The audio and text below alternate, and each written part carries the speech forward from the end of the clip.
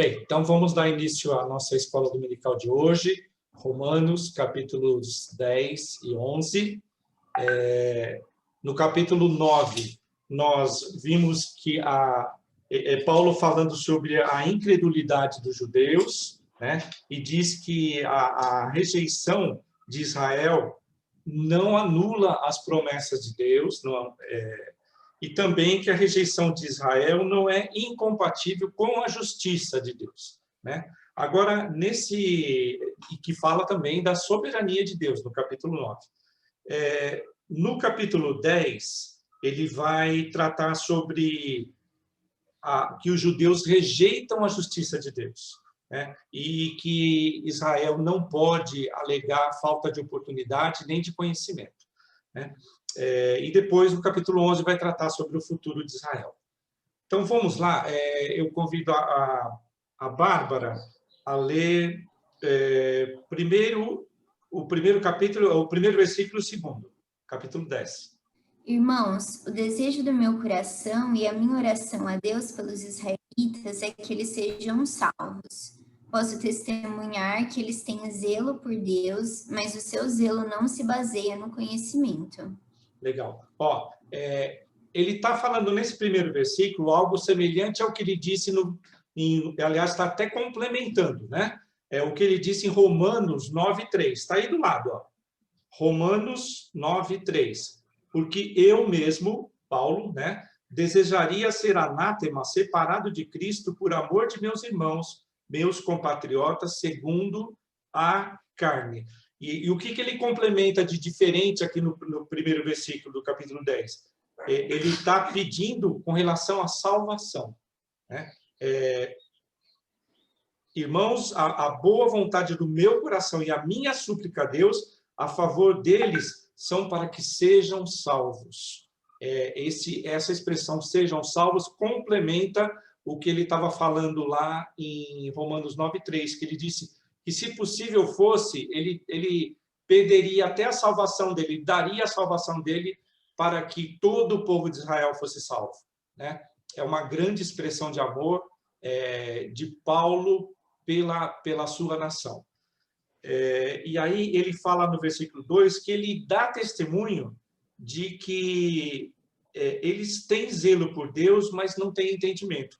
Vamos abrir a nossa Bíblia lá em Filipenses, capítulo 3, 4 e 6.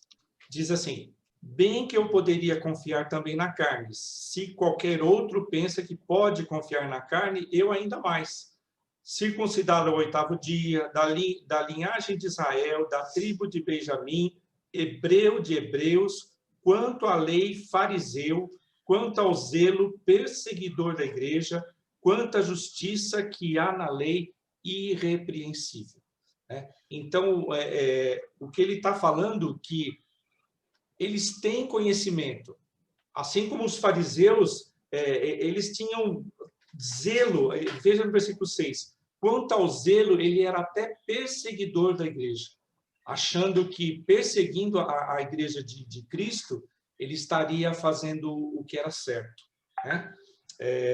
Mas ele diz que, voltando no versículo 2 de Romanos, eles têm conhecimento de Deus, têm zelo por Deus, mas eles não têm entendimento. Eles não conseguem compreender o plano de Deus. Não conseguem compreender que tudo aquilo que foi dito no Velho Testamento, que os profetas falaram, estava apontando para o Messias, para Jesus. E eles não conseguem reconhecer em Jesus o Messias, e por isso que eles não têm entendimento. Então, vamos lá, versículo 3 e 4, Fábio. Porquanto, desconhecendo a justiça de Deus e procurando estabelecer a sua própria, não se sujeitaram à que vem de Deus, porque o fim da lei é Cristo, para a justiça de todo aquele que crê. Legal. O que está dizendo aqui no versículo 3 é que, desconhecendo a justiça de Deus, ele sabia que a lei não poderia salvar, porque nenhum homem teria condições de cumprir toda a lei, né? E por isso, como ele mesmo estabeleceu a lei, ele teve que ceder o próprio filho dele para cumprir aquilo que ele mesmo havia estabelecido, né? E aí o Senhor Jesus Cristo é o meio de graça que nos traz a salvação. Por isso que a salvação, não há salvação fora de Jesus Cristo, somente em Jesus Cristo, né? E isso os judeus não conseguiram entender, porque se eles não admitem Jesus como sendo o Messias, eles perdem, eles continuam fazendo essa injustiça própria. Por isso que ele fala no versículo 3, procurando estabelecer a sua própria justiça. Por quê? Eles acham que eles têm condições de cumprir a lei a duras penas, porque não é fácil, né? Mas eles insistem em alcançar a salvação cumprindo a lei. E isso é impossível, ainda mais hoje, que eles não têm sequer o templo para oferecer sacrifícios. E, aliás, depois de Cristo, todos os sacrifícios foram abolidos, não precisa mais. Como diz lá em Hebreus, ele ofereceu um único sacrifício e eterno. Nunca mais será necessário oferecer outro sacrifício para a salvação, né? Só que os judeus ainda insistem em cumprir a lei, porque não reconhecem o Messias. Oi, pode falar. Uma das coisas que mais me chamaram a atenção quando eu li esse versículo é que na entrada triunfal de Jesus, eles clamam Hosana ao filho de Davi. E essa palavra traduzida para o latim, né, que é Hosana, em hebraico é Roche Ani, ou literalmente salva-nos, né? Então, ele coloca esse título de incredulidade, peraí, não era vocês que estavam clamando para que Jesus salvasse vocês? Ele já fez a obra. Por que vocês voltam para a lei, né?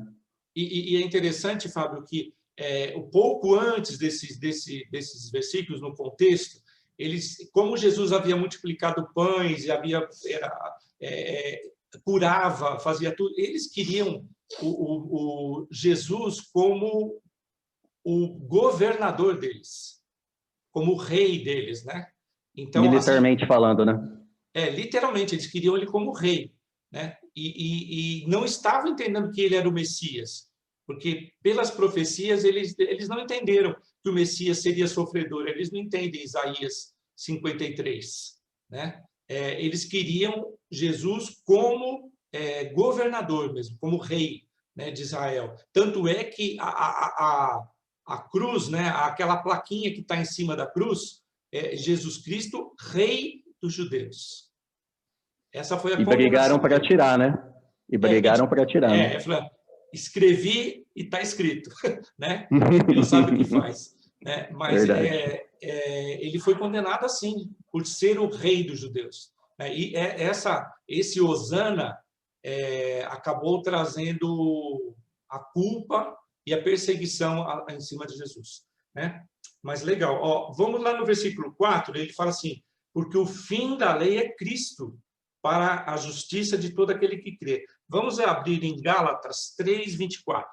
Diz assim, de maneira que a lei nos serviu de aio para nos conduzir a Cristo, a fim de que fôssemos justificados por fé. Né? O que significa a palavra aio? Não é o alho e cebola. Aio, tem o Lucas ou a Bárbara estão com uma outra tradução? Ele significa tutor. Como aqui tá? Fala tutor na minha. Quem está falando? Lucas. Eu. Lucas, pode ler, por favor, o versículo 24. Assim, a lei foi nosso tutor até Cristo, para que fôssemos justificados pela fé. Então, a lei, ela foi dada por Deus como tutor. O que é o tutor? É aquele que é responsável por guiar, ou é usado também em agricultura, o tutor, né? Que é para conduzir uma planta, por exemplo, vou plantar maracujá, eu ponho o tutor, que são as espaldeiras para a planta se fixar. Mas também tutor é aquele que vai conduzindo, pode ser uma criança, pode ser um menor e ainda não responsável, e aí esse tutor vai conduzindo e é responsável por guiá-lo, né? Ele é um guia. Então, é isso que está dizendo. A lei nos serviu de guia para chegarmos aonde? Em Cristo, né? E Cristo é o final da lei. Nesse sentido, Cristo foi o único que cumpriu toda a lei. E a partir daí a lei está... não podemos dizer totalmente abolida, porque o que foi abolido da lei são as leis cerimoniais, são as outras leis sacerdotais e uma série de coisas. Mas, por exemplo, os 10 mandamentos que fazem parte da lei, eles continuam valendo, né? Então, Cristo cumpriu todos, mas toda a parte da lei cerimonial, essas coisas já estão em desuso, né? Então, vamos lá agora, versículos 5, 6, 7, 8. Leonardo, por favor. Ora, Moisés escreveu que o homem que pratica a justiça decorrente da lei viverá por ela. Mas a justiça decorrente da fé, assim diz: não perguntes em teu coração, quem subirá ao céu? Isto é, para trazer do alto a Cristo, ou quem descerá ao abismo? Isto é, para levantar Cristo dentre os mortos. Porém que se diz: a palavra está perto de ti, na tua boca e no teu coração. Isto é, a palavra da fé que pregamos. Legal. Ó, no versículo 5, ele está fazendo uma citação de Levíticos 18:5. Talvez a gente não precise abrir agora, tá? Mas é Levíticos 18:5. Ele diz assim: Moisés, todo aquele que viver da lei, praticar a lei, vai viver por ela. Mas quem é que consegue viver pela lei? Ninguém. Impossível, né? Aí ele fala assim, mas a justiça decorrente da fé, no versículo 5 ele está falando da lei, agora está falando da fé. A justiça que provém da fé diz assim: não perguntes ao teu coração quem subirá ao céu para trazer Jesus Cristo, ou quem descerá ao abismo para levantar Cristo dentre os mortos. Ele está fazendo uma citação de Deuteronômio 30, de 12 a 14. É interessante a gente ir lá. Diz assim: não está nos céus para dizeres, quem subirá por nós ao céu, que nolo traga e nolo faça ouvir para que o cumpramos, nem está além do mar para dizeres, quem passará por nós além do mar, que nolo traga e nolo faça ouvir para que o cumpramos, pois esta palavra está muito perto de ti, na tua boca e no teu coração, para a cumprires. Então, é uma citação que ele está trazendo lá de Deuteronômio, e ele fala assim: Jesus, ele não está longe de nós, ele não está fora do nosso alcance. Aliás, ele está muito perto. A distância é a boca e o coração, né? Nisso que é onde está o Senhor Jesus. Versículo 9, JP, por favor. Se com a tua boca confessares Jesus como Senhor e, em teu coração, creres que Deus o ressuscitou dentre os mortos, serás salvo. Pode ler, por favor, o 10. Tá. Porque com o coração se crê para a justiça e com a boca se confessa a respeito da salvação. Tá. Ele está complementando um ao outro, né? No versículo 9, só uma curiosidade, ele fala assim: se com tua boca confessares Jesus como Senhor e em teu coração creres. Na verdade, a ordem está invertida, né? E é por isso que no versículo 10 ele desinverte. Porque você primeiro precisa crer para depois você confessar, né? E no versículo 9, a estrutura da frase é invertida. Ele fala assim: se você confessar e no teu coração você crer, né, que Jesus é o Cristo, você será salvo. E aí ele fala assim: só que para que você confesse, você precisa crer, né? Então ele fala assim: porque com o coração se crê para a justiça e com a boca se confessa a respeito da salvação. Vamos abrir a Bíblia em 1 Coríntios 12, 3. Está aí pertinho. Diz assim: por isso vos faço compreender que ninguém que fala pelo Espírito de Deus afirma anátema Jesus. Por outro lado, ninguém pode dizer Senhor Jesus, senão pelo Espírito Santo. Então, o que nós estamos querendo chamar a atenção? Ele fala assim, se com tua boca confessares que Jesus é o Cristo, isso você será salvo. Mas não é uma recitação simples. Né? De acordo com Coríntios, 1 Coríntios 12:3, ninguém pode dizer Senhor Jesus se não for pelo Espírito Santo. Se não é convertido, se não houve primeiro uma conversão genuína, o fato de dizer Jesus é o Senhor não tem fundamento. Mas a partir do momento em que é salvo, em que o Senhor Jesus é o Salvador e o Espírito Santo habita, é o Espírito Santo que testifica com o nosso coração que nós somos salvos. Né?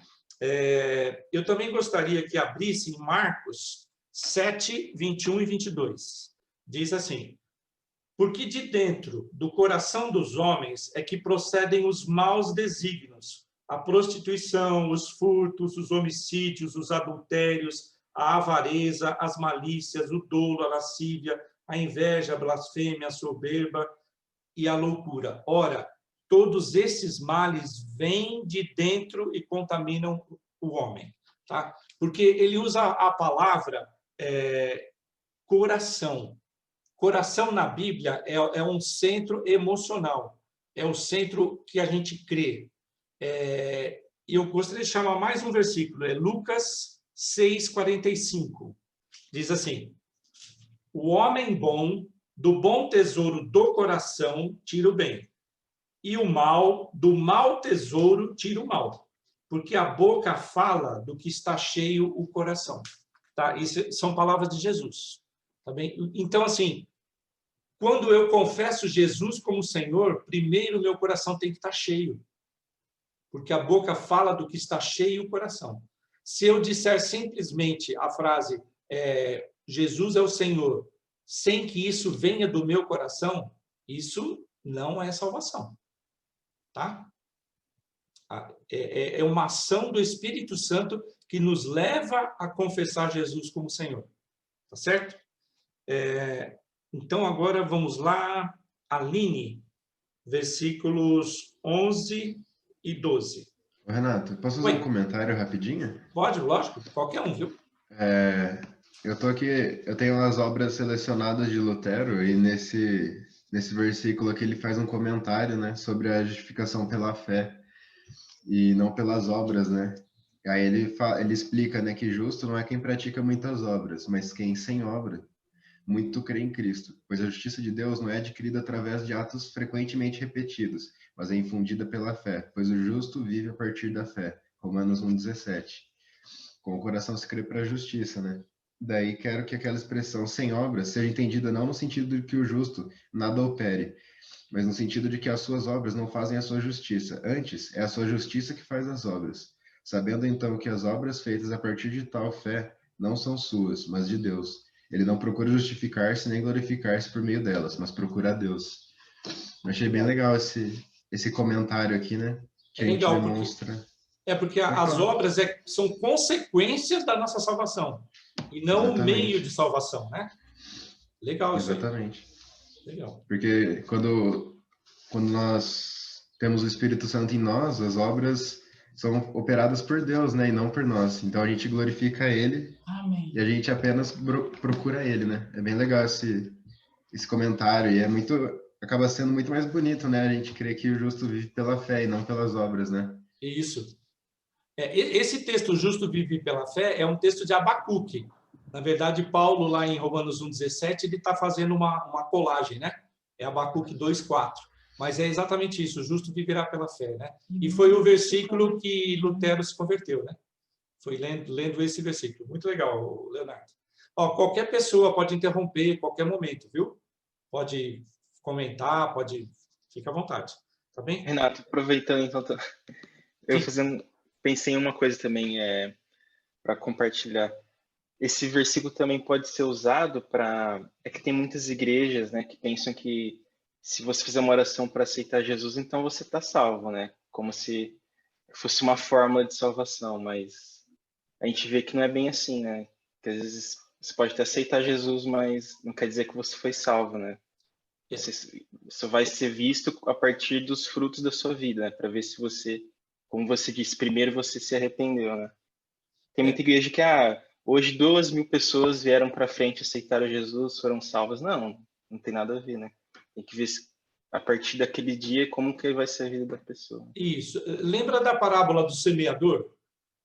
Ele joga sementes, umas caem no chão, umas são pisadas, outras crescem no meio dos espinhos e outras crescem em solo fértil, né?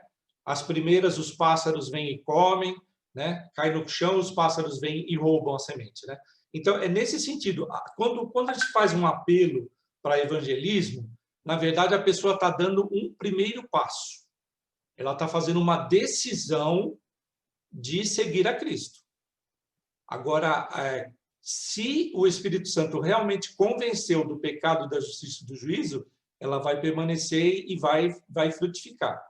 Mas se ela simplesmente tomou uma decisão de impulso apenas, daquele momento, é o que vai acontecer. Ou os pássaros, né, que é o diabo, vai roubar a palavra do coração dela, ou as primeiras perseguições, as primeiras dificuldades, que são os espinhos, as sementes que brotam entre os espinhos, vão ser sufocadas. E ela simplesmente depois desiste do evangelho. Somente aquelas que realmente caem num terreno fértil, que é onde o Espírito Santo realmente faz o efeito da salvação, aplica a salvação no coração, essas passam a germinar, né? E a crescer e a se fortalecer. Então, assim, nesse sentido, Lucas, tem a sua importância você fazer essa decisão. Eu desejo, né, fazer a vontade de Deus, mas se não perseverar, né, se não for genuíno, né, se o Espírito Santo não convenceu do pecado, a pessoa volta para o mundo mesmo. Tá? Renato. Oi. Uma das curiosidades que fala sobre essa parte do coração, né? Essa palavra a gente já viu lá no hebraico, é lev, né? É a primeira, a letra Bet, ela inicia Gênesis, e lá em Deuteronômio termina com Lamed, que é a outra letra. Aí a junção das duas dá a palavra coração, né? E aí os comentaristas falam, né? Guarda o coração, guarda a palavra de Deus. Simplesmente. É Torá, né? A Torá. Do Levítico, Números e Deuteronômio. O judaísmo, assim, o hebraico, ele é muito simbólico, tem muita coisa linda, né? Esses detalhes, assim, como é que Deus escreveu. Não, porque Paulo, citando o coração, né? Eu estava dando uma olhada aqui no texto grego e falei, peraí, eu acho que é alguma coisa do tipo, né? É isso aí mesmo. Legal. A Bíblia fala muito em coração, né? E algumas pessoas hoje, quando você vai evangelizar, você tem que entregar o seu coração a Cristo, né? Ele fala, mas não é o coração, é o cérebro. Eu penso com o cérebro, eu penso com a cabeça, né? Mas quando a Bíblia fala coração, é o centro emocional. É a nossa vontade, né? É o volitivo, né? É aquilo que é desejo, é isso, né? Por isso que a gente fala que o amor está no coração, porque é amor, é um desejo, é uma vontade, né? Tá bem? Aline, por favor, versículos 12, 13, pode ler 14 e 15. Eu acho que só pulei o versículo 11, mas diz assim, porquanto a Escritura diz, todo aquele que nele crê não será confundido. Pois não há distinção entre judeu e grego, uma vez que o mesmo é o Senhor de todos, rico para com todos os que o invocam. Porque todo aquele que invocar o nome do Senhor será salvo. Como, porém, invocarão aquele em que não creram? E como crerão naquele de quem nada ouviram? E como ouvirão, se não há quem pregue? E como pregarão, se não forem enviados? Como está escrito, quão formosos são os pés dos que anunciam coisas boas. Tá bem? E aí ele fala assim, não há distinção, no versículo 12, entre judeu e grego. Porque o Senhor é Senhor tanto dos judeus quanto dos gregos. Ou seja, quando ele fala gregos aqui, está se referindo a gentios, tá? Então, aos judeus e a todas as nações da terra. E aí ele fala assim, todo aquele que invocar o nome do Senhor será salvo. Essa é uma expressão de Joel 2:32. Ó, teste, achem Joel. Ezequiel, Daniel, Oséias, Joel. Lembrei de Heber. Tem na Bíblia. Heber. Nunca ouvi falar. O presbítero, nós estávamos no culto, o pastor disse, abre Amós. Aí ele sabe, tem na Bíblia. E diz assim lá, Joel 2:32. E acontecerá que todo aquele que invocar o nome do Senhor será salvo, porque no Monte Sião e em Jerusalém estarão os que forem salvos, como o Senhor prometeu, e entre os sobreviventes aqueles que o Senhor chamar. Então, ele fez um recorte do profeta Joel, dizendo que o nome do Senhor será invocado por todos aqueles que serão salvos. E todo aquele que teme ao Senhor terá tempo de invocá-lo, há tempo de achá-lo, né? O invocará a tempo de achá-lo, né? Ele será achado. No versículo 13, que é esse daí, o de Joel, aí no 14, uma curiosidade do versículo 14 é que, novamente, ele está em ordem inversa, né? Primeiro ele fala de invocar, aí ele fala que para invocar alguém tem que crer, para crer, alguém tem que ouvir, e para ouvir tem que ouvir o quê? Alguém tem que pregar, né? Então, ele monta a frase no versículo 14 e 15 em ordem inversa, né? E tem aí 4 vezes a palavra como. Talvez, não sei se em outras traduções vão aparecer dessa forma, tá? Se dá do Lucas. Pode ler, Lucas, por favor, 14 e 15. Mas como poderão invocá-lo se não crerem nele? E como crerão nele se jamais tiverem ouvido a seu respeito? E como ouvirão a seu respeito se ninguém lhes falar? E como alguém falará se não for enviado? Por isso as Escrituras dizem, como são belos os pés dos mensageiros que trazem boas novas. Legal. Então, na outra tradução também é sempre a palavra como. Como que pode, como que faz, como que escuta, como que crê, né?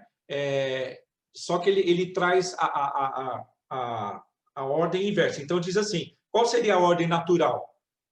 Alguém tem que pregar para que eles ouçam e, ouvindo, eles creiam e, crendo, invoquem o nome do Senhor.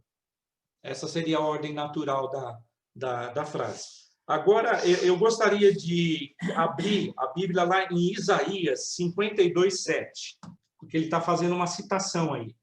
Diz assim, que formosos são sobre os montes os pés do que anuncia as boas novas, que faz ouvir a paz, que anuncia coisas boas, que faz ouvir a salvação, que diz a Sião, o teu Deus reina. O que está dizendo aqui é quão formosos os pés do que anuncia o Senhor Jesus.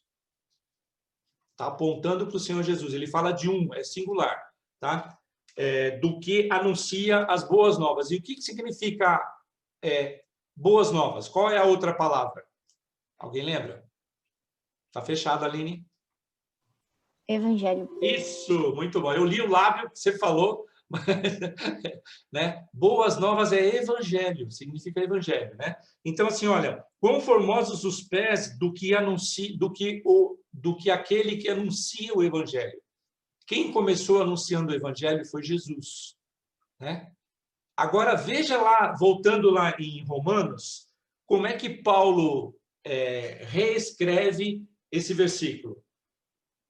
Quão formosos são os pés dos que anunciam coisas boas, né? No começo era só Jesus anunciando coisas boas. Agora somos todos nós. Todos aqueles... Ô, Renato. Oi, pode falar. Na minha versão, tá no plural também. Lá em Isaías? Pode ler, por favor, Bárbara. Como são belos nos montes os pés daqueles que anunciam boas novas, que proclamam a paz, que trazem boas notícias, que proclamam salvação, que dizem a Sião, o seu Deus reina. Legal. Bom, então agora ficou uma tarefa aí para o Fábio. Olhar lá no hebraico se Isaías 52:7 é singular ou é plural. Vamos lá. Tá bom? Daqui a pouquinho, se puder, dá um toque para a gente. Mas é interessante, tá? Porque são benditos os pés que levam o evangelho. Né? E nós... Plural. Oi? Plural. Plural? Então tá, na minha versão tá singular. Tá bem? Acho que na nossa versão Almeida tá singular, 52:7. Não, mas quando o hebraico ele chama para o plural, ele está falando de alguém que tem um poder, né? No caso, por exemplo, Deus, Elohim, que no caso seria deuses, certo? Então, plural majestático, ele está falando de alguém que tem um poder, uma pessoa usada por Deus, mas no caso aqui dá a entender que é o próprio Deus. Tá, na nossa versão aponta para Jesus, mas tudo bem, quando traduz aí no plural, né, é o plural majestático, né, que em hebraico existe isso, plural majestático.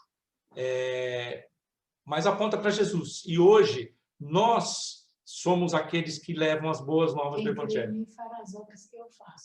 E obras maiores fará. Né? Porque, na verdade, eu creio que você tendo um texto, mas você tem os outros textos que normatiza, né? Que traz um norte. Então, na verdade, eu estava falando desse texto, né? Que quem crê em Jesus, Jesus diz que fará muito mais, fará as obras que eu faço. E como ouvirão se não há quem pregue? Mas aqueles que pregam anunciam o evangelho, anunciam as boas novas de salvação. Então, nós somos os atalaias. Então, dentro desse contexto de textos que normatizam, a gente pode ver que nós somos escolhidos para levar as boas novas de salvação. Tanto é que Deus leva os seus pregadores, os seus missionários, os seus discípulos aonde Ele quer, com o propósito de levar as boas novas de salvação. E alcançar aqueles que estão eleitos aí, e a gente nem sabe, né, onde eles estão. Lohane, pode ler do 16 ao 21, por favor. Tá. Mas nem todos obedeceram ao evangelho, pois Isaías diz: Senhor, quem creu em nossa pregação? E assim a fé vem pelo ouvir, e ouvir pela palavra de Cristo. Mas pergunto, será que eles não ouvirão? É claro que sim. A voz deles se espalhou por toda a terra, e as palavras deles alcançaram os confins do mundo. Pergunto mais, será que isso não chegou ao conhecimento de Israel? Moisés já dizia: Eu farei com que vocês fiquem com ciúmes de um povo que não é nação, por meio de gente insensata, e os provocarei à ira. E Isaías é tão ousado que diz: Fui achado pelos que não me procuravam, revelei-me aos que não perguntavam por mim. Quanto a Israel, porém, diz: Todo dia estendi as mãos a um povo desobediente e rebelde. Obrigado, Lohane. O que agora Paulo está discutindo nesses versículos é que Israel não pode alegar que não conhecia o Evangelho.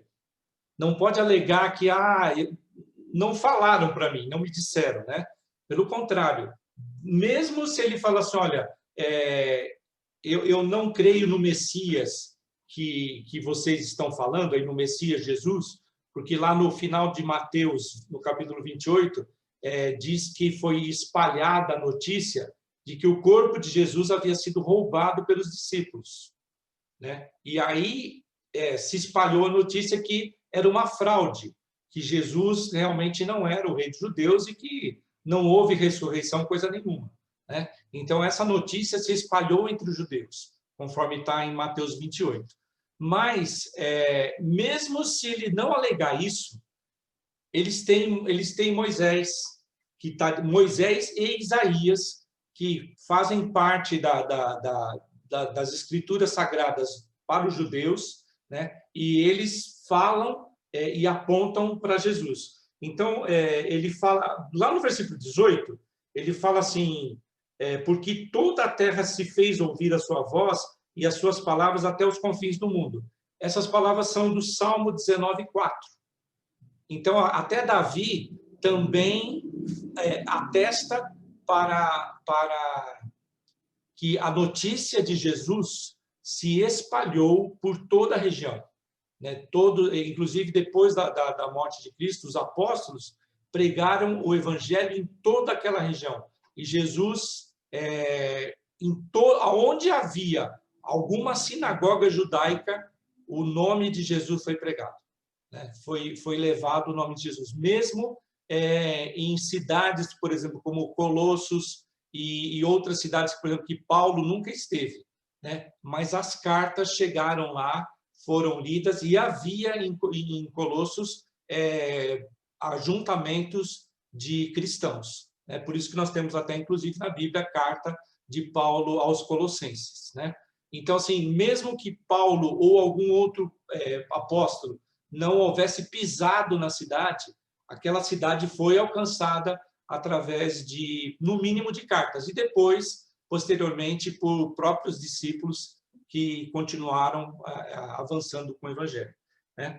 Mas ele diz lá no versículo 19 que faz parte do plano de Deus colocar Israel em ciúmes, porque, e é interessante que a gente vai ver isso no capítulo 11, tá? É plano de Deus provocar ciúmes na nação de Israel. Por quê? Ciúmes, nesse caso, não é pejorativo, tá? Não é ruim. Assim, quando o Israel percebeu o quanto que Deus tem abençoado os gentios, né? Cristo, através de Cristo, eles vão sentir o desejo também de receber essas bênçãos, né? E é nesse sentido, quando você tem ciúmes, no sentido de você querer alguma coisa boa para você também, né? Se, por exemplo, quando quem já viu isso aí, tem irmão pequenininho, né? Quando nasce um irmãozinho novo, o irmãozinho mais velho fica com ciúmes. Por quê? Ele queria a atenção da mãe, que antes era exclusiva para ele, agora a mãe vai dividir a atenção com o filho menor, né? E aí ele fica com ciúmes. Não é que ele odeia o irmãozinho dele, é que ele gostaria de ter mais a mãe, né, para junto dele. É nesse sentido que é a palavra ciúmes também aqui para Israel, porque está dividindo o Deus de Israel, agora está dando atenção também para os gentios, e antes a atenção era exclusiva para Israel, né? E é isso que Deus está fazendo. Eu vou provocar ciúmes neles, né? E é plano de Deus isso daí. E aí ele fala lá no versículo 20, fui achado pelos que não me procuravam e revelei-me aos que não perguntavam por mim. Esse é um texto de Isaías 65, 1 e 2. Né? É um texto bastante claro, né? Então, assim, às vezes a gente conversa com o Fábio, né? Nos estudos de hebraico, como que eles não enxergam, né? É explícito. Porque eles se baseiam na interpretação do Talmud e não da Torá. Simplesmente por isso. Então, infelizmente, eles foram cegados, né? Assim, foram desviados da verdade, infelizmente. Mas vamos ver o capítulo 11, que vai começar agora, e aí traz boas novas. Nós vamos ver agora o capítulo 11. Então, aproveita aí a ler e lê versículos 1 a 4, já no capítulo 11. Pergunto, pois, terá Deus, porventura, rejeitado o seu povo? De modo nenhum, porque eu também sou israelita, da descendência de Abraão, da tribo de Benjamim. Deus não rejeitou o seu povo, a que dia temão conheceu. Ou não sabeis o que a Escritura refere a respeito de Elias?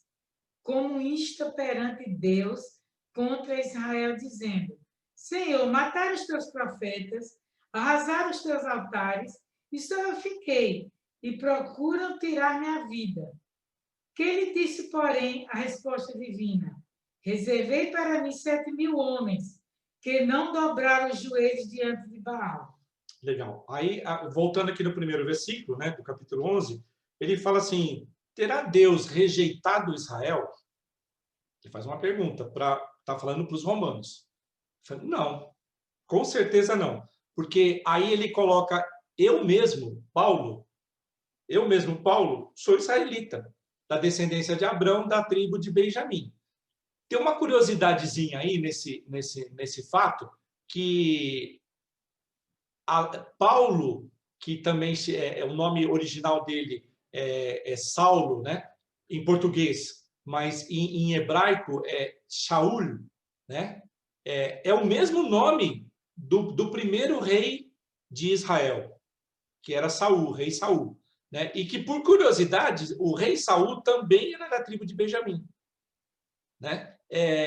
Então, Saulo, que é Paulo, também é da mesma tribo de Benjamim, como era o rei Saul.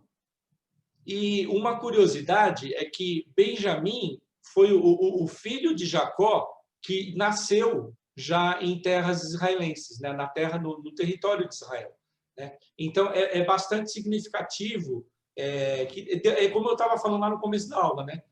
No hebraico, tem muitos detalhezinhos, né, da história. Beniamim, né? Filho da direita, o filho da terra, né? Já esclarece com uma maior facilidade, né, Renato? Então, assim, são detalhes que estão embutidos, né, dentro das palavras e da história, né? Então, assim, Paulo está falando assim, olha, com certeza Deus não rejeitou o povo de Israel. Aliás, Deus sempre reserva um remanescente, né? E o que é esse remanescente? Por isso que ele fala de Elias. Aí ele vai trazer a história de Elias, que na época de Elias houve uma grande apostasia, né? Era o rei Acabe, tinha Jezabel, que era terrível, perseguiu todos os profetas, mandou matar quase todos, mas esse quase todos. Por quê? Deus reservou um remanescente de 7.000 homens que não haviam se dobrado perante a estátua de Baal, né? Então, Deus sempre reserva um remanescente.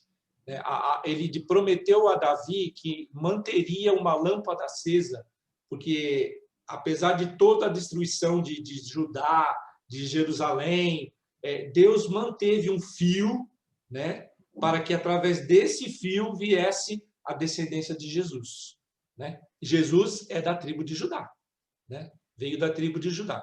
Então, ele fala assim, olha, sempre Deus reserva um remanescente. E é desse remanescente que será salvo. É agora que ele vai tratar, será que todo Israel será salvo? Ou será um remanescente de Israel que será salvo? O JP tem uma pergunta para fazer. Sim. JP. JP, pode falar. É um pouco mais atrás, não sei se vai cortar um pouco a lógica do estudo. Não, pode falar. Mas é porque no versículo 18 do capítulo anterior, assim, eu posso estar complicando as coisas, mas quando ele fala que toda a terra fez ouvir sua voz, suas palavras, isso não poderia abrir margem para as pessoas pensarem que, assim, como já se fez ouvir, então, na lógica do versículo 14, não teria, assim, uma lógica errada, eu acho, a gente não precisaria pregar, né? Assim, o que na Bíblia cortaria essa interpretação errada? Assim, que só pensando nesse versículo pode abrir. É uma pergunta interessante. JP, vamos lá no original. Ele está fazendo uma citação do Salmo 19:4. E lá ele vai falar de estrelas. Vamos lá, Salmo 19:4. Ele está falando de planeta Terra, tá? Toda a Terra. Salmo 19:4. Vamos lá. Diz assim, ó: os céus proclamam a glória de Deus, e o firmamento anuncia as obras de suas mãos. Um dia discursa outro dia, e uma noite revela conhecimento a outra noite. Não há linguagem, não há palavras, e deles não se ouve nenhum som. No entanto, por toda a terra se faz ouvir a sua voz e as suas palavras até os confins do mundo. é esse versículo 4 que Paulo recortou, né? Então, ele volta a dizer que as obras de Deus, que é lá no começo do estudo de Romanos, né? As próprias obras de Deus testificam a existência de Deus, né? Não existe palavras, a gente não ouve som nenhum do céu, das estrelas, do sol, da lua, a gente não ouve som. Embora tenha cientista aí tentando descobrir sons intergalácticos, né? Mas estão lá pesquisando. Mas nós não conseguimos detectar com nossos ouvidos, mas nós vemos a grandeza de Deus. Existe um ser superior que criou e organizou tudo isso. É nesse sentido, JP, que ele fala que toda a Terra presencia, né? Essa maravilha de Deus. Não significa pregação do Evangelho. Talvez, revelação. Não sei se foi essa a pergunta que você fez. Tá, okay. E a revelação geral, né, Renato? Ligado, né? A revelação geral, né? Isso, revelação geral. Teologia sistemática. As pessoas são indesculpáveis. Obrigado. Porque Deus manifesta a sua glória, né? Na própria criação. Deus manifesta a presença de Deus. Que é o versículo 1, né? Os céus manifestam a glória de Deus. Então, vamos lá, Aline, do 5 ao 10. Assim, pois, também agora, no tempo de hoje, sobrevive um remanescente segundo a eleição da graça. E se é pela graça, já não é pelas obras. Do contrário, a graça já não é graça. Que diremos, pois? O que Israel busca, isso não conseguiu, mas a eleição o alcançou. E os mais foram endurecidos, como está escrito. Deus lhes deu espírito de entorpecimento, olhos para não ver e ouvidos para não ouvir, até o dia de hoje.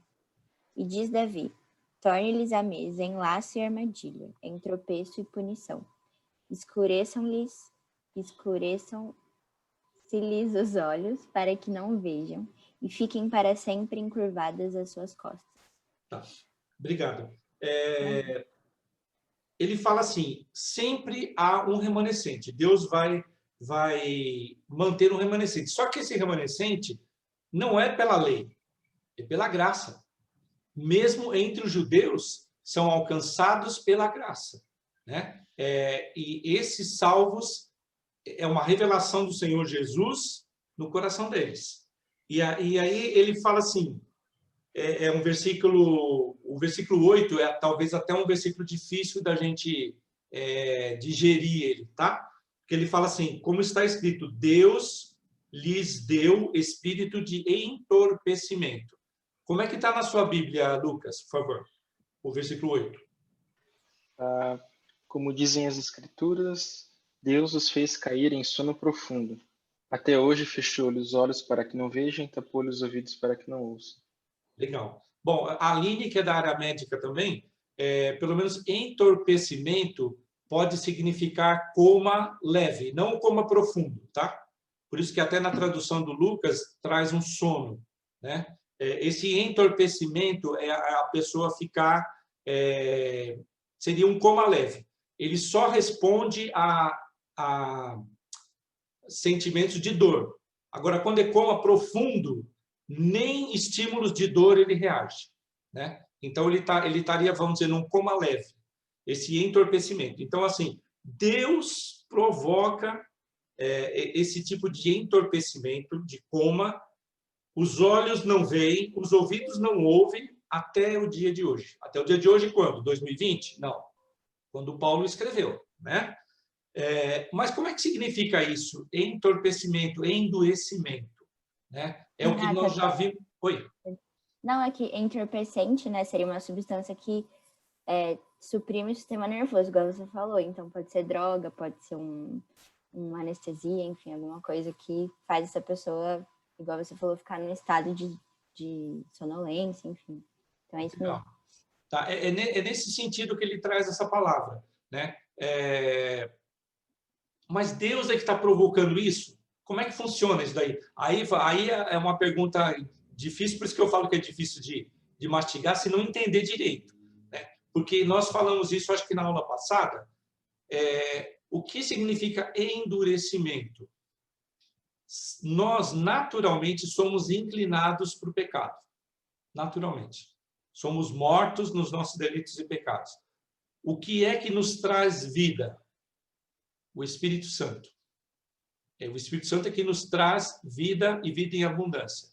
Então, quando se fala de endurecimento, simplesmente o Espírito Santo não age naquela pessoa. O fato do Espírito Santo não estar agindo, ele naturalmente escorrega para o pecado, né? E é isso que provoca endurecimento. Quando Deus afasta o Espírito Santo daquelas pessoas, essas pessoas ficam cegas, ficam surdas. É o que aconteceu com o faraó lá no Egito, né? Simplesmente o Espírito Santo não atuando em cima de faraó, tornava faraó aquilo que ele realmente é. Pecador, incrédulo, cego, surdo, mudo, né? E aí é isso que fala. Por isso que ele fala assim, Deus lhes deu o espírito de entorpecimento. É isso. O Espírito Santo não age, o Espírito Santo se afasta dessa pessoa e essa pessoa naturalmente caminha contra Deus, né? Segue para o lado oposto. E aí ele está falando que, veja lá, Isaías 29:10. Porque o Senhor derramou sobre vós o espírito de profundo sono e fechou os vossos olhos, que são os profetas, e vendou a vossa cabeça, que são os videntes.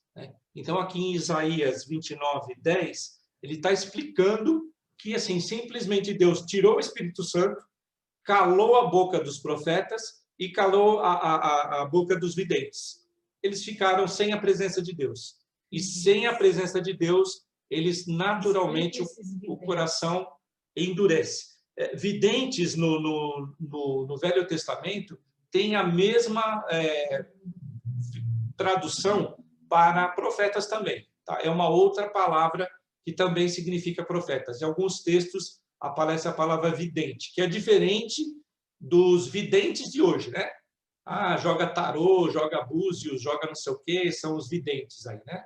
Ou astrólogos, são um monte de videntes. Mas no Velho Testamento, vidente é um sinônimo também de profeta.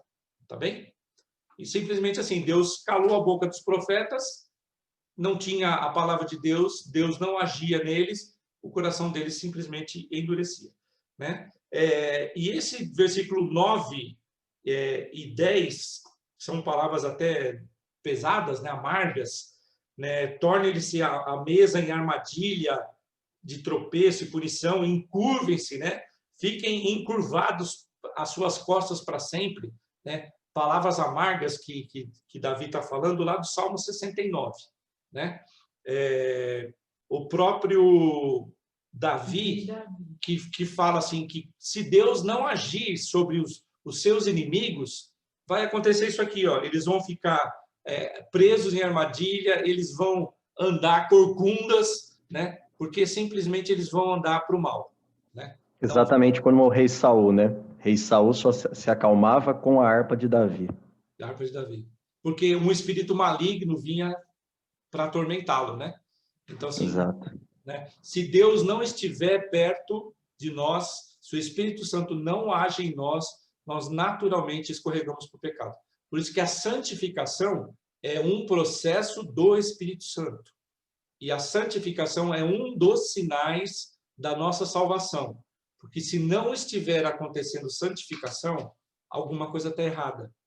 Porque o Espírito Santo age no nosso coração, nos levando para perto de Cristo. Brilhe mais a sua luz dia após dia até ser luz brilhante como o meio-dia, né? Se isso não estiver acontecendo, alguma coisa está errada. Não houve conversão, ou está sendo estagnado, né?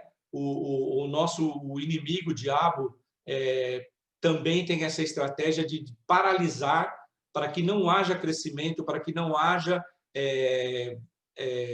arrependimento, não haja santificação. E sem santificação, ninguém verá Deus. Está lá em Hebreus, né? Vamos lá, então. Agora, Fábio, 11 e 12 por enquanto, vamos lá. Pergunto, pois, porventura tropeçaram para que caíssem?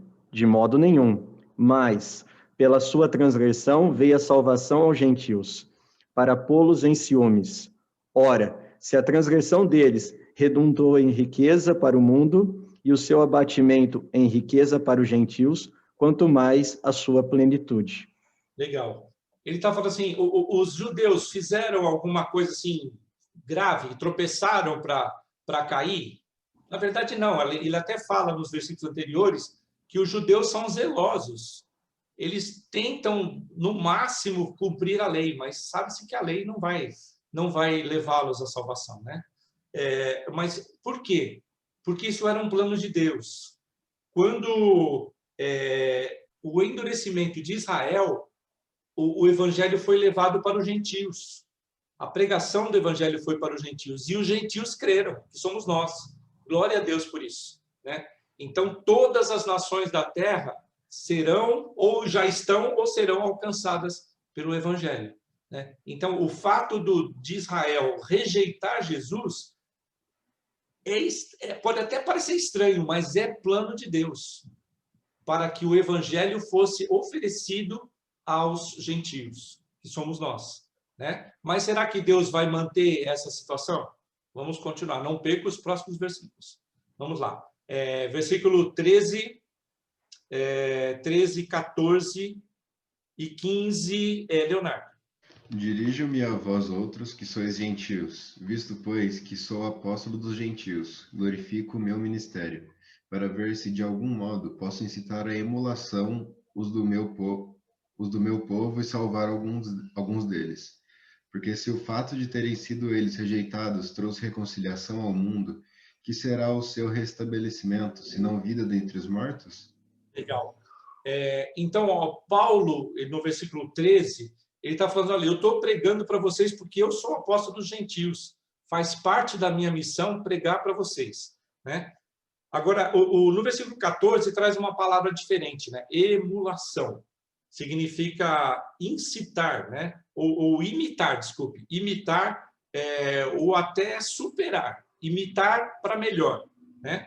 Eu não sei como é que está na versão do Lucas. Está aí, Lucas? Versículo 14. Como está? 14 tá. Enfatizo isso porque desejo que, de algum modo, o povo de Israel sinta ciúme e assim eu posso levar alguns deles à salvação. Como é que lê de novo, por favor? Enfatizo isso porque desejo que, de algum modo, o povo de Israel sinta ciúme e assim eu posso levar alguns deles à salvação. Tá. Na nossa versão fala assim, para ver se de algum modo posso incitar a emulação, ou seja, a imitar, né? Que o judeu imite o gentio, para que salvar pelo menos alguns, né? Através dessa situação, né? Porque se o fato de terem sido eles rejeitados trouxe reconciliação para o mundo, você imagina se Israel se converte? É isso que ele está falando. Você já imaginou quando Israel se converter, se a rejeição deles trouxe paz para o mundo, trouxe evangelho para o mundo, você imagina quando eles se converterem? O que vai acontecer? Aí, JP, 16, 17 e 18. E se forem santas as primícias da massa, igualmente o será a sua totalidade. Se for santa a raiz, também os ramos o serão. Se, porém, algum dos ramos foram quebrados, e tu, sendo oliveira brava, foste enxertado em meio desses e te tornas participante da raiz e da seiva da oliveira. Não te glories contra os ramos, porém, se te gloriares, sabe que não és tu que sustenta a raiz, mas a raiz a ti. Legal. Agora, Paulo está trazendo uma alegoria que Israel é comparado com uma oliveira, né?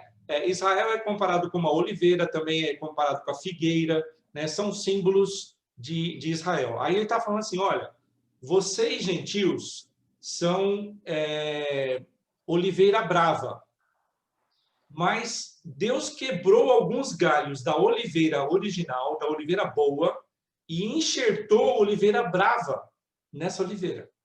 E aí, os galhos que eram de oliveira brava passam a ser alimentados pela raiz da oliveira boa. E estão brotando, estão vivendo, estão vicejando, né? Então, assim, ele está falando, se vocês que são oliveiras bravas, né, foram enxertados numa oliveira boa, não se glorifique, não se glorie, né? Porque quem está alimentando você não é o teu galho que está alimentando a oliveira, é a oliveira que está alimentando você, né? Então, assim, nós dependemos da nação de Israel. Dependemos nesse sentido. Veio dos judeus os patriarcas, veio dos judeus a lei que nos serviu de aio, de tutor, veio dos judeus Jesus, o próprio Messias, né? Então, quem está alimentando a nossa fé está vindo dessa oliveira, está vindo de Israel. Tudo isso está vindo de Israel para nós gentios, que fomos enxertados no Israel. Agora é a Aline, 19, 20, 21, vamos até o 22. Dirás, pois, alguns ramos foram quebrados para que eu fosse enxertado. Bem, pela sua incredulidade foram quebrados. Tu, porém, mediante a fé estás firme. Não te ensoberbeças, mas teme. Porque se Deus não poupou os ramos naturais, também não te poupará. Considerai, pois, a bondade e a severidade de Deus. Para com os que caíram, severidade, mas para contigo, a bondade de Deus, se nela permaneceres. De outra sorte, também tu serás cortado. Legal. Então, assim, ele está reforçando essa ideia de que aqueles que foram enxertados e agora estão felizes vivendo na oliveira de Israel, temam, porque quem está sustentando você nessa oliveira, na verdade, é Deus, né? Que está nos sustentando. Através dos ensinos que vêm de Israel. Nós somos alimentados por tudo, pela Bíblia, por tudo que, pela história de Israel, profetas, profecias, Jesus e tudo mais, né? Então, assim, nós fomos enxertados nele e ele fala assim, olha, Deus quebrou alguns galhos. O que significa? Que Deus excluiu uma parte dos judeus e no lugar deles colocou os gentios. Mas isso não deve ser para a glória nossa, porque isso aí é um favor imerecido de Deus, é pela graça. Nós não fizemos nada para merecer, nem somos melhores que os judeus, em nada, né? Nós somos tão pecadores quanto os judeus. O que tem de diferença é que o Espírito Santo está atuando sobre os gentios. E nós vamos ver já já o que vai acontecer. Então, vamos abrir a Bíblia lá em Mateus 24, 12 e 13. Jesus dizendo, tá? E, por se multiplicar a iniquidade, o amor se esfriará de quase todos. Aquele, porém, que perseverar até o fim, esse será salvo, né? Então, profecia de Jesus, o amor esfriará de quase todos. E hoje, infelizmente, nós estamos vivendo esses tempos, tá? O amor está se esfriando. E é um dos sinais do final do tempo, né? O amor se esfriará de quase todos. E aqueles que perseverarem até o fim, esses serão salvos. E é isso que ele está colocando lá no versículo 22 de Romanos, né? Considerai, pois, a bondade e a severidade de Deus. Para com os que caíram, severidade, porque eles foram punidos, né? Mas para contigo, a bondade de Deus, se nela permaneceres. De outra sorte, também tu serás cortado. Então, assim, se nós permanecemos no amor, é o que fala lá em João 15, Evangelho de João, capítulo 15, que é o texto da videira, né? Se permanecerdes em mim e eu permanecerei em vós, e aí sim dareis fruto, né? Então, nós temos que permanecer em Cristo. Ou, nessa alegoria aqui de Romanos 11, nós temos que permanecer na oliveira, sem se glorificar, porque Deus, a qualquer momento, pode quebrar o nosso galho também, né? No mau sentido. né? E nos arrancar da oliveira que por natureza não era nossa. Tá certo? 23 e 24, Lohane, por favor. Eles também, se não permanecerem na incredulidade, serão exertados, pois Deus é poderoso para os exertar de novo. Pois, se você foi cortado daquele que por natureza era uma oliveira brava e contra a natureza, foi insertado numa oliveira boa, quanto mais esses, que são ramos naturais, serão enxertados na sua própria oliveira. Então, olha só o que ele está falando. Deus é poderoso para reenxertar aqueles ramos que ele quebrou da oliveira. Lembra que ele comentou assim, Deus quebrou alguns ramos para enxertar os gentios. Mas Deus é poderoso para pegar aqueles ramos que ele quebrou e recolocar na oliveira.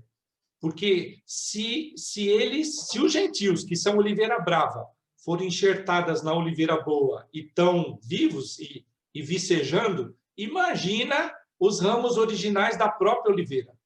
Eles facilmente seriam reenxertados na árvore, né? E é isso que nós vamos ver agora. A cereja do bolo tá agora nos próximos versículos, né? Agora Aleir, leia, por favor, 25 e 26. Porque não quero, irmãos, que ignoreis este mistério, para que não sejais presumidos em vós mesmos, que veio endurecimento em parte a Israel, até que haja entrado a plenitude dos gentios. E assim todo Israel será salvo, como está escrito. Virá de Sião o libertador, e ele apartará de Jacó as impiedades. Obrigado. Grifa na sua Bíblia aí, ó. Até que, lá no finalzinho do versículo 25. Porque não quero, irmãos, que ignoreis esse mistério, Paulo trata com essa palavra mistério, para que não sejais presumidos, significa imaginar, supor, né? Vocês não fiquem supondo, imaginando, né? Que veio o endurecimento em parte a Israel, até que, risca isso aí, ó, grifa, até que haja entrado a plenitude dos gentios. Ou seja, quando se converteu o último gentio, o Espírito Santo vai vai voltar a atuar em Israel. Tá? Acontece que o Espírito Santo já está atuando em Israel.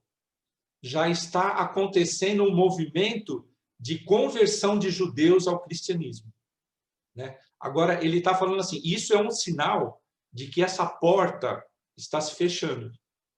A porta dos gentios está se fechando. E está abrindo a porta novamente para Israel, né? O versículo 26, ele cria algumas interpretações que alguns comentaristas, cada um fala alguma coisa, né? Mas ele fala assim, e assim todo o Israel será salvo. Como está escrito, virá de Sião o libertador, que é Cristo. Sião é Jerusalém, né? Então virá de Jerusalém o libertador, que é Cristo, e ele apartará de Jacó as impiedades, né? Jacó é o escolhido de Deus, que são as 12 tribos, significa a nação de Israel, né? Agora, as interpretações. Quando ele diz assim, no versículo 26, e assim todo o Israel. Alguns interpretam que é a igreja, o Israel, tá? E assim todo o Israel será salvo. Outros interpretam assim, e assim todos os eleitos judeus, todos os eleitos judeus serão salvos. E outros interpretam assim, e assim toda a nação de Israel será salva. Tá? A maioria dos comentaristas acham mais plausível essa última, de que toda a nação de Israel se converterá. Por que eles baseiam isso? Vamos ler de novo o versículo 11 e 12, desse capítulo 11. 11 e 12, tá? Eu vou ler assim, ó.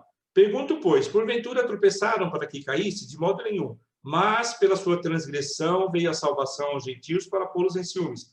Ora, se a transgressão deles redundou em riqueza para o mundo, e o seu abatimento em riqueza para os gentios, quanto mais a sua plenitude. Plenitude é tudo. Totalidade. Tá? Veja também o versículo 15 e 16 aí de Romanos 11, né? Porque se o fato de terem sido eles rejeitados trouxe reconciliação ao mundo, que será o seu restabelecimento, se não vida dentre os mortos? E se forem santas as primícias da massa, igualmente o será a sua totalidade. E também o versículo 24. Pois, se foste cortado daqui por natureza, era oliveira brava, e contra a natureza, enxertado em boa oliveira, quanto mais não serão enxertados na sua própria oliveira aqueles que são ramos naturais. Ramos naturais são todos os judeus. Não é uma parte dos judeus, é todos os judeus. Né? Então, Renato. Oi. Uma pequena observação. Você citou aí todo Israel. Aqui no grego fala realmente de todo Israel, não dando a intenção de ser a nação só de Israel, mas um conjunto de pessoas que seriam as 12 tribos, né, os 12 filhos de Jacó. O que mais me chama a atenção nesse versículo foi que você comentou há pouco das conversões de judeus que têm acontecido, e recentemente, a última tribo que estava faltando, porque naquele tempo que Paulo escreveu a carta só tinha Benjamim e Judá, o restante foi disperso, estava faltando o remanescente da tribo de Manassés, que não estava em Israel, que só por DNA que o pessoal conseguiu encontrar. E agora, recentemente, os primeiros retornaram a Israel. É exatamente o cumprimento dessa profecia, de que os remanescentes, ou seja, aqueles que estavam apartados de Israel, agora retornam a Israel para se unir, né, junto com os gentios, no Monte Sião, que de lá Cristo governará toda a humanidade. Agora tudo faz sentido. Então, porque, entenda bem, Fábio, nós também fazemos parte do Israel. Sim, mas nós com eles. Nós com eles. Eles também vão ter a oportunidade de se converter, sim, né? Sim. O nosso relógio, ele está fechando, ele está terminado, né? Agora começa a contar o deles. É isso que eu estou falando. E aí eles vão se unir a nós em adoração, né, ao Messias Jesus Cristo. É isso que eu estou falando. Isso, porque vai ser um só Israel. Nós, gentios e Israel, não existe assim, o Israel de Israel e o Israel dos gentios, né? Os gentios passam a ser um único povo. Por isso que Jesus fala assim, um único povo, ovelhas de um único pasto, né? Terão um único pastor. Nós fazemos parte do Israel espiritual. Nós somos descendentes de Abraão, como nós vimos nos capítulos anteriores de Romanos. Nós somos descendentes de Abraão pela fé, né? Então, nós fazemos parte do Israel. Agora, aqui ele está falando assim, o Israel, e por isso que gera essa interpretação. Se é a nação, se é o remanescente de Israel, alguns judeus vão se converter, ou se realmente toda a nação de Israel vai se converter. Pelo entendimento, a maioria acha que é mais plausível toda a nação de Israel. Pelas palavras que próprio Paulo usa, plenitude, ramos naturais, indica, tudo aponta para a totalidade. E não. Mas nós não fomos adotados também? Paulo fala da questão da adoção. Então, nós somaremos com os remanescentes das 12 tribos. É exatamente isso, né? Essa é a correta interpretação. Tá certo, nós não fomos enxertados na oliveira, não é esse mesmo exemplo? Uhum. Nós Exato. fomos adotados nessa oliveira, que é Israel, né? Por isso que a gente faz parte do Israel, embora não seja descendente de sangue de Israel. Tá? Nós somos do Israel porque somos descendentes pela fé de Abraão. Tá bem? Tudo bem até aqui? Vamos lá? Então, vamos lá. 27, 28, 29... Esta é a minha aliança com eles, quando eu tirar os seus pecados. Quanto ao evangelho, são eles inimigos por vossa causa. Quanto, porém, à eleição, amados por causa dos patriarcas, porque os dons e a vocação de Deus são irrevogáveis. Porque assim como vós também, outrora, fostes desobedientes a Deus, mas agora alcançaste misericórdia, à vista da desobediência deles. Assim também estes agora foram desobedientes, para que, igualmente, eles alcançassem misericórdia à vista da que vos foi concedida. Porque Deus a todos encerrou na desobediência, a fim de usar de misericórdia para com todos. Legal. Os judeus foram desobedientes, mas isso redundou em salvação para os gentios. E aí ele fala assim, lá no versículo 31, assim também estes agora foram desobedientes, para que igualmente eles alcancem misericórdia. Ele está falando de quem aqui? Dos judeus, tá? Então, eu vou ler novamente. Olha, tenha em mente que ele está falando dos judeus. Agora também estes judeus agora foram desobedientes, para que igualmente eles, judeus, alcancem misericórdia à vista da que vos foi concedida, gentios. Então, olha só o que ele está falando. Eu até quiser grifar aqui, ó, à vista da que vos foi concedida. Do mesma intensidade que foi dada para os gentios, será dada para os judeus. Por isso que isso ainda reforça mais a ideia de que a nação de Israel vai se converter em massa. Mas aí fala uma coisa assim, tem um versículo aqui que ele fala, no versículo 15, porque se o fato de terem sido eles rejeitados trouxe reconciliação ao mundo, que será o seu restabelecimento, se não vida dentre os mortos? Essa expressão, vida dentre os mortos, leva a maioria dos estudiosos da Bíblia a crer que essa conversão dos judeus se dará já na iminência da volta de Cristo, na segunda vinda, na parousia.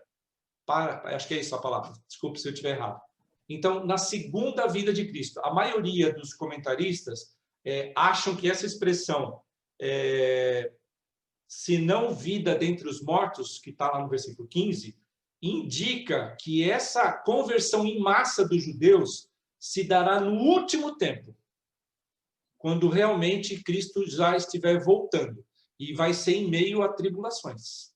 Se a gente juntar todas as profecias, né, haverá a guerra do Armagedon, o anticristo, a besta e o falso profeta, e tudo isso aí no mundo. E isso, assim, com essa confusão toda, Israel vai se converter no último, quase no apagar das luzes. Tá? É essa a interpretação que é feita. Renato, oi, quem falou? Uma pergunta. Em Apocalipse, fazendo esse estudo escatológico, né, a gente vê que o Espírito Santo vai cessar, né, que não haverá mais conversão durante a grande tribulação, pelo menos na linhagem amilenista, né? Mas como que Israel vai se converter sem a presença do Espírito Santo agindo, né, na conversão das pessoas? Na nossa denominação presbiteriana, nós cremos que nós passaremos pela grande tribulação, tá? O que a gente entende é o que está falando aqui no versículo 25. Vai fechar a janela dos gentios e vai abrir a janela para Israel. Então, realmente, o Espírito Santo não vai estar mais atuando sobre gentios, que é o planeta todo, praticamente. Deus vai mandar as duas testemunhas também, né? Isso. Deus mandará as duas testemunhas do Apocalipse, também tem isso.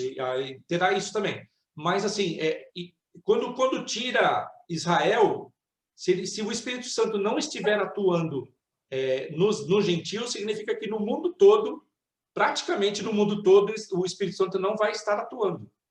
Vai estar atuando apenas sobre Israel. E isso, a entender desse versículo 15, vai ser no último, na hora de apagar a luz, né? E aí sim haverá uma conversão em massa. Mas confere com isso daí, Leonardo. Eu não sei se eu respondi a tua pergunta. Acho que sim. Eu vou ler depois aqui de novo certinho. Posso ter confundido também. Tá. Nós não somos amilenistas, né? Nós não cremos que a igreja vai ser arrebatada antes do milênio. Não, mas o amilenista crê que a gente vai passar pela grande tribulação. Essa é a nossa visão mesmo. Isso, nós cremos que vamos passar por essa tribulação, mas que realmente o agir do Espírito Santo vai estar sobre Israel e não mais sobre os gentios. A porta, vamos dizer, vai estar fechada, vai estar se fechando. E aí a conversão fica muito difícil. Aliás, difícil não, impossível. Porque quem convence do pecado, da justiça e do juízo é o Espírito Santo. E a gente pode notar hoje que as conversões estão cada vez mais difíceis. A gente não vê mais conversões em massa, como havia antigamente, né? O Espírito Santo assim, já está fechando a porta e as conversões são cada vez mais raras, infelizmente. E a apostasia, o amor, inclusive, dentro da igreja, está se esfriando. É uma das constatações do que a gente tem visto, né? No versículo 32, só para a gente... Nós estamos um pouco avançados, mas ele fala assim, porque Deus a todos encerrou na desobediência, a fim de usar misericórdia para com todos. Leia, por favor, Lucas, como é que está na tua versão? O 32, né? Isso. Pois Deus colocou a todos debaixo da desobediência para que de todos tivesse misericórdia. Tá. Esse todos ter misericórdia não significa mundo. Significa que ele está falando dos judeus e dos gentios, tá? Sem distinção. É isso que ele está falando. Ele vai usar de misericórdia para com todos sem distinção. Não, tanto faz se ele for judeu ou se ele for gentil. O judeu não tem nenhuma prioridade em cima dos gentios e os gentios não têm nenhuma prioridade em cima dos judeus, né? São iguais.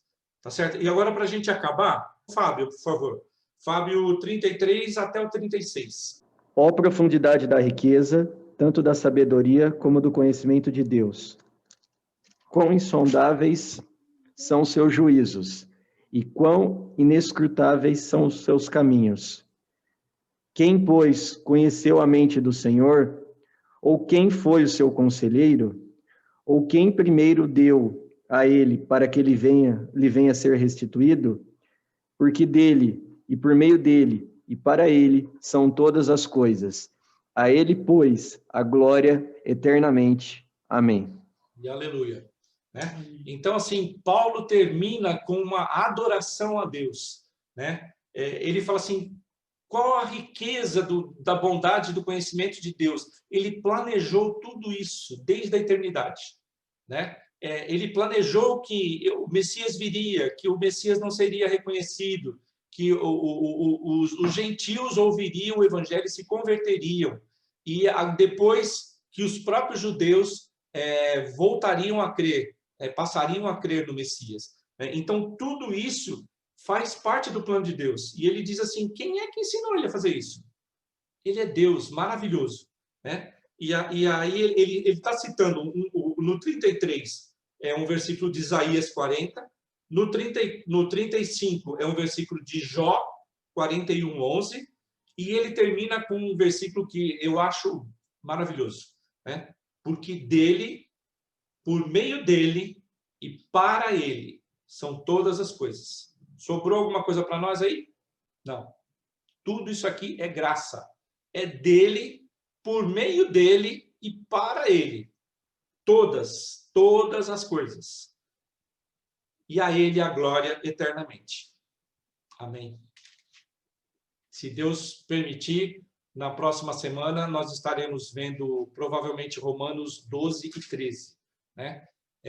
Se alguém tiver algum comentário, quiser fazer uma pergunta, fica à vontade.